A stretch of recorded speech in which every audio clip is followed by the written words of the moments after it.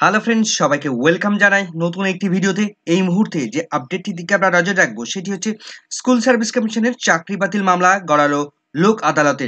প্রায় 26,000 শিক্ষক এবং অশিক্ষা কর্মীর চাকরি বাতিল মামলার নিষ্পত্তির জন্য হাইকোর্ট, সুপ্রিম কোর্ট বাদ দিয়ে লোক আদালতে আবেদন করা হয়েছে। কিন্তু কেন স্কুল সার্ভিস কমিশনের এই মামলাটি লোক আদালতে নিষ্পত্তির জন্য আবেদন করা হলো? লোক আদালতটা কি, সেটি কখন বসে বা সেটি কিভাবে সেখানে মীমাংসা হয়? সেখানে গেলে স্কুল সার্ভিস কমিশনের যে মামলার যে নিষ্পত্তির যা রেজাল্ট আসতে চলেছে বা এতক্ষণ পর্যন্ত যা এসছে সেগুলোর কি কোনো রকম পরিবর্তন আসতে পারে? সেখানে গেলে কি অযোগ্য ক্যান্ডিডেট যারা ছিলেন তারা কি চাকরিতে সবহালে থাকবেন? তো বিস্তারিত জেনে নেব আমরা এই ভিডিওর মধ্যে, কোনো রকম স্কিপ না করে শেষ পর্যন্ত দেখতে থাকুন। তো চলুন বন্ধুরা বিস্তারিত জেনে নিই। তো আমরা জানি স্কুল সার্ভিস কমিশনের মাধ্যমে টোটাল 26,000 শিক্ষক এবং অশিক্ষা কর্মীর নবম, দশম, একাদশ, দ্বাদশ, গ্রুপ সি, গ্রুপ ডি এই চারটি স্তরের যে 26,000 প্রায় শিক্ষক অশিক্ষা কর্মীর চাকরি বাতিল ইতিমধ্যে কলকাতা হাইকোর্টের ডিভিশন বেঞ্চ তারা বাতিল করে দিয়েছে। সেই মামলাটি সুপ্রিম কোর্টে চ্যালেঞ্জ হয়েছে এবং সুপ্রিম কোর্ট আপাততভাবে চাকরি বাতিলের উপর স্থগিতাদেশ দিলেও যোগ্য এবং অযোগ্য ক্যান্ডিডেটদের পৃথকীকরণ করার নির্দেশ দিয়েছে এবং আগামী 16 জুলাই 2024 তারিখে এই মামলার শুনানি আছে। কিন্তু ইতিমধ্যেই সুপ্রিম কোর্ট একটা ডিসিশন নিয়েছে বিশেষভাবে লোক আদালত গঠন করে বিভিন্ন মামলাগুলোর নিষ্পত্তি ঘটাতে। সুপ্রিম কোর্টের তত্ত্বাবধানে 29 জুলাই থেকে শুরু করে 3রা আগস্ট পর্যন্ত দেশ জুড়ে এই লোক আদালত বসবে। এখন এই লোক আদালতটা কি? দেশের বিভিন্ন আদালতে দীর্ঘদিন ধরে কয়েক বছর, সেক্ষেত্রে দেখা যাচ্ছে যে 8, 10, 15, 20 বছর ধরেও মামলা চলছে। বিভিন্ন মামলাগুলো দীর্ঘসূত্রিতার ফলে সেগুলো নিষ্পত্তি ঘটানো সম্ভব হচ্ছে না বা আদালতের যথাযথভাবে টাইম না থাকার কারণে এই মামলাগুলো নিষ্পত্তি এখনো পর্যন্ত ঘটছে না। তো দীর্ঘদিনের আটকে থাকা বিভিন্ন মামলাগুলি দ্রুত নিষ্পত্তি ঘটানোর জন্য একটি বিশেষ আদালত গঠন করা হয়, যেটাকে লোক আদালত নাম দেওয়া হয়েছে, যেটা সুপ্রিম কোর্টের তত্ত্বাবধানে সংগঠিত হবে। তো সুপ্রিম কোর্টের নির্দেশিকা অনুসারে যারা মনে করবেন যে আমার মামলাটি অনেকটা দীর্ঘায়িত হয়ে গেছে, দীর্ঘদিন ধরে মামলার নিষ্পত্তি আমি পাচ্ছি না, সেক্ষেত্রে তারা এই লোক আদালতে গিয়ে আবেদন জানাতে পারেন। তো ঠিক ঘটলো স্কুল সার্ভিস কমিশনের ক্ষেত্রে, একই রকম ভাবে তারা কিন্তু লোক আদালতে গিয়ে আবেদন জানাচ্ছে।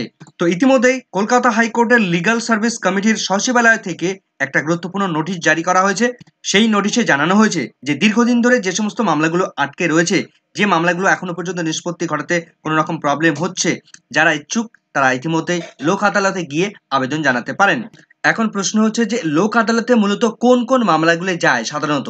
দেখুন, যে সমস্ত মামলাগুলো আপোষে মীমাংসা করানো সম্ভব সেই সমস্ত মামলাগুলো লোক আদালতে নিয়ে যাওয়া হয়। অর্থাৎ মামলার পিটিশনার এবং রেসপন্ডেন্ট তাদের মধ্যে যদি আপোষে মীমাংসা করা যায়, যদি উভয়ের পক্ষে আন্ডারস্ট্যান্ডিং করিয়ে উভয় যদি আন্ডারস্ট্যান্ডিং একটা মিউচুয়াল আন্ডারস্ট্যান্ডিং আসে, তাহলে লোক আদালতে গিয়ে এই মীমাংসা করিয়ে সেখানে সেই মামলা নিষ্পত্তি ঘটিয়ে দেওয়া যায়। কিন্তু স্কুল সার্ভিস কমিশনে কি সেরকমটি করা সম্ভব? উভয় যারা এই মামলা করেছে, স্কুল সার্ভিস কমিশনের বিরুদ্ধে যারা এই মামলা করেছে, যারা এই মামলার পিটিশনার ছিল, যারা চাকরির আসার জন্য এই মামলা করেছে এবং যারা চাকরি করছে, যে সমস্ত শিক্ষক অশিক্ষক কর্মীরা রয়েছে, তো উভয়ের মধ্যে কি মিউচুয়াল আন্ডারস্ট্যান্ডিং করানো সম্ভব? উভয়ের মধ্যে কি আলাপ আলোচনা করে এই মামলা নিষ্পত্তি ঘটানো সম্ভব? পরিষ্কার উত্তর, কখনোই সম্ভব নয় লোক আদালতে গিয়ে এই মামলা নিষ্পত্তি ঘটানো। কেন সম্ভব নয়?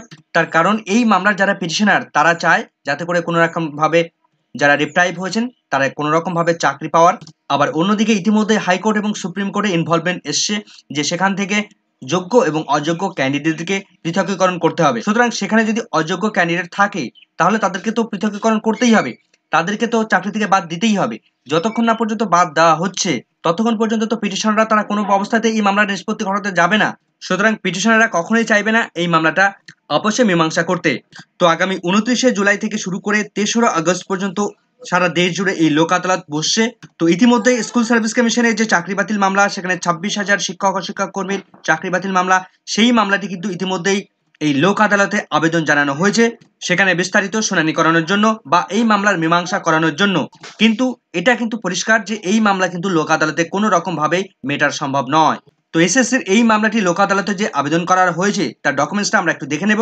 দেখুন, কলকাতা হাইকোর্টের লিগ্যাল সার্ভিস কমিটির পক্ষ থেকে যে স্পেশাল লোক আদালত সম্পর্কিত একটি নোটিশ সেখানে জারি করা হয়েছে এবং সেই নোটিশের পরিপ্রেক্ষিতে স্কুল সার্ভিস কমিশন তারা কিন্তু তাদের যে মামলাটি সেই মামলাটি ইতিমধ্যে লোক আদালতে আবেদন জানানো হয়েছে, তার এসএলপি নাম্বার আমরা এখানে দেখতে পাচ্ছি।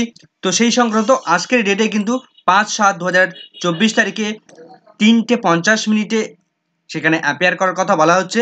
এখন স্কুল সার্ভিস কমিশনের এই চাকরি বাতিলের এই মামলাটি যদি লোক আদালতে আপিল করা হয়, তাহলে কি আগামী 16ই জুলাই 2024 তারিখে সুপ্রিম কোর্ট যে যোগ্য এবং অযোগ্য যে পৃথকীকরণ লিস্ট জমা করে ওই দিন শুনানির জন্য নির্ধারণ করা হয়েছিল, তাহলে কি ওই দিন শুনানি হবে না?